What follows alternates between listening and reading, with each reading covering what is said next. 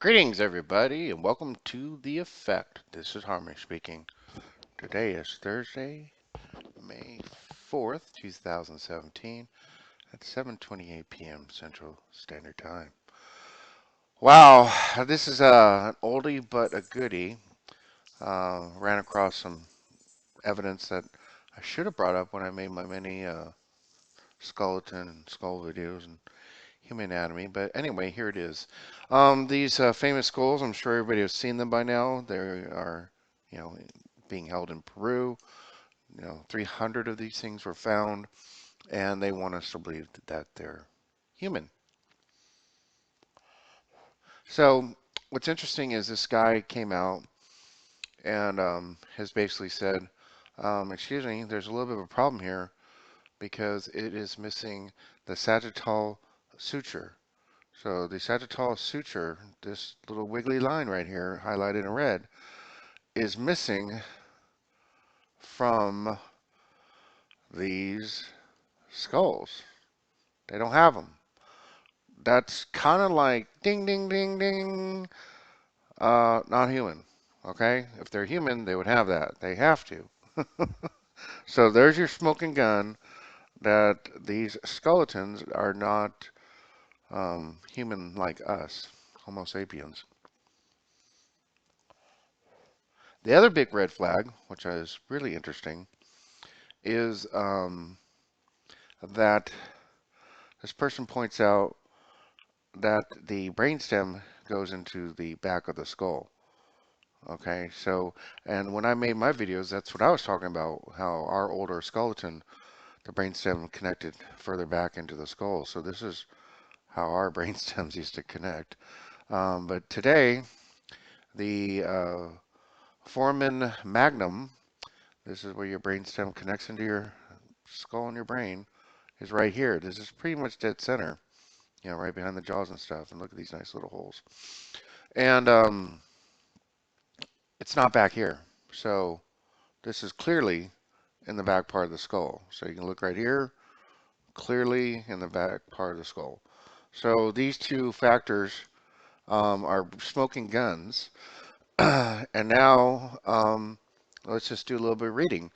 So, strange features of the Paracus skulls. So they're called the Paracus skulls.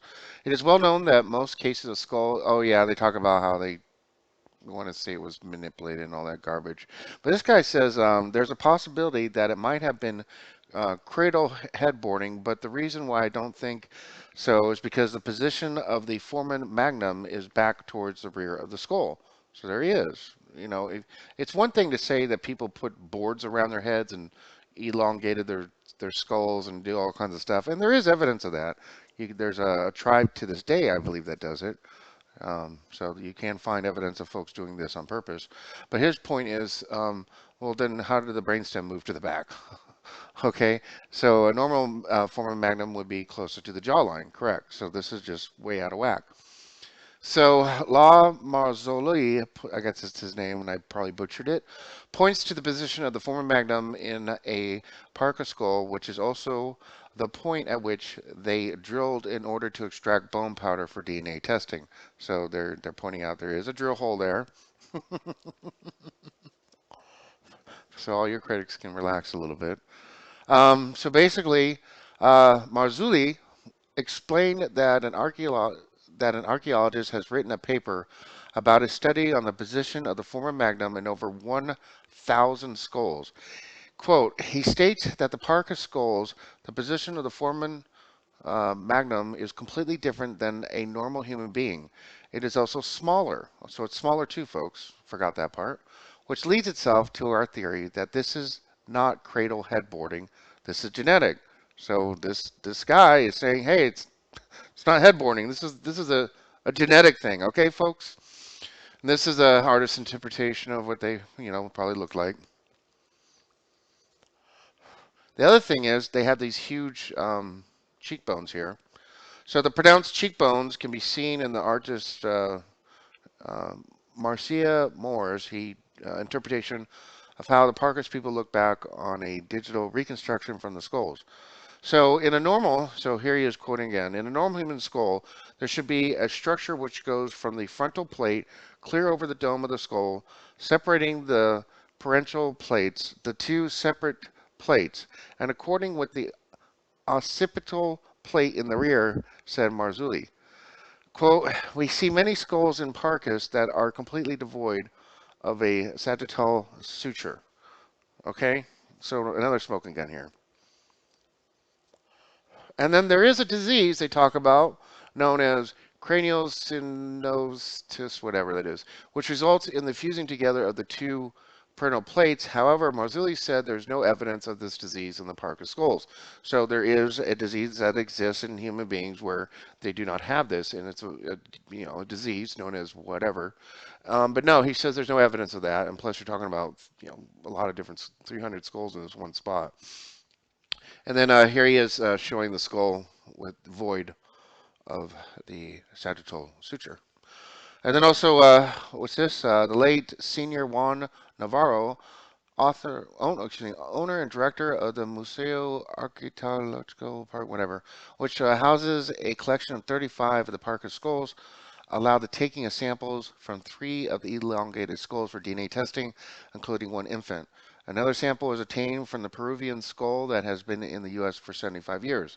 One of the skulls was dated to around 2,000 years old, while another was 800 years old. Interesting.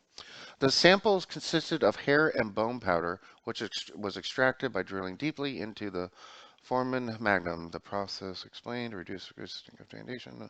So the samples were sent to 3 separate laboratories. Well, what's the conclusion? Apparently, I didn't read the whole article, folks. Um, anyway. Um, oh, surprising results. Sorry, I didn't read this. I didn't know it was the second page. So from the samples, only the mitochondrial DNA. Oops. This guy really wants to talk to us. Oop, I hit another. Oh no. I'm hitting wrong buttons left and right.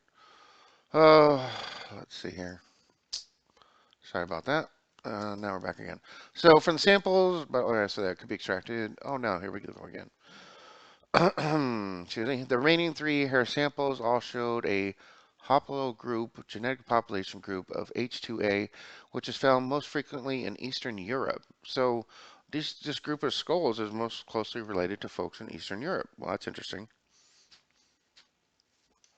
And at a low frequency in Western Europe.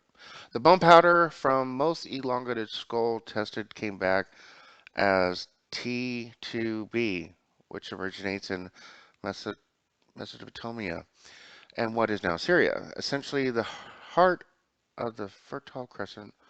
It rewrites history as we know it. Interesting. There's these results on the website. I'm sorry, I should have read this.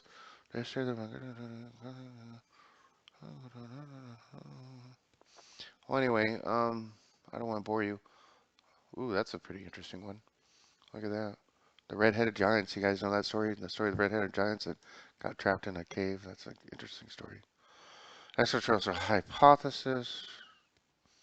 Well, anyway, I don't want to bore you guys. You can read this yourself. I'll copy and paste this article in the comment section so you can read this article yourself. I just thought I'd just bring this up. This is incredible facts that I've been reminded me of. Kind of forgot about this stuff. Anyway, hope you enjoyed this short video. As always, as the sun sets and rises, doesn't matter what your belief, religion is. Simply pray, meditate, come to that peaceful place, and bring in true source God Creator. Shine like a pillar of light and emanate pure energy all throughout this place. Until next time, be well, peace, and good night.